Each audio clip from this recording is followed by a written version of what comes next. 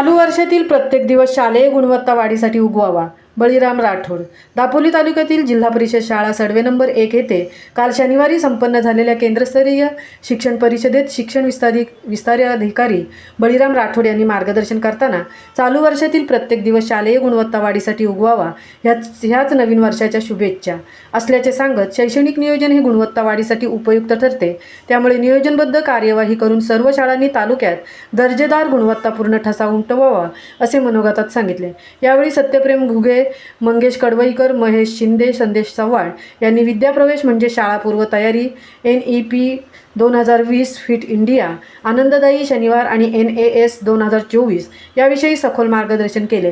तर केंद्र प्रमुख संजय जंगम यांनी परसबाग फुलवणे, शिष्यवृत्ती आणि VDS4 जोरदार तयारी करणे विषयी सूचना देत प्रशासकीय मार्गदर्शन केले. शाळेतील शिक्षिका नेहा उकसकर यांच्या मार्गदर्शनाने कार्यानुभव अंतर्गत मुलांनी तयार केलेले पुष्पगुच्छ विशेष उल्लेखनीय असून मुलांच्या कलागुणांना संधी देत त्यांची जडणघडण सर्वांनी करावी अशा शुभेच्छाही जंगम यांनी दिल्या. महेंद्र कलमकर यांनी अध्यक्षीय मनोगत व्यक्त करताना सर्व बाबींचा आढावा घेतला.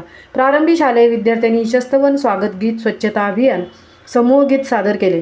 मुख्याध्यापक शामराव वरेकर यांनी श्री संजय चोरमले, श्रीमती कविता भदाने आदी नवनियुक्त शिक्षकांसह सर्वांचे पुष्पगुच्छ देऊन स्वागत केले.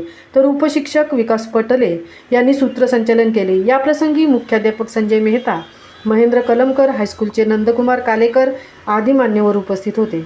महामुंबईसह मिलिंद खारपाटील, दापोली.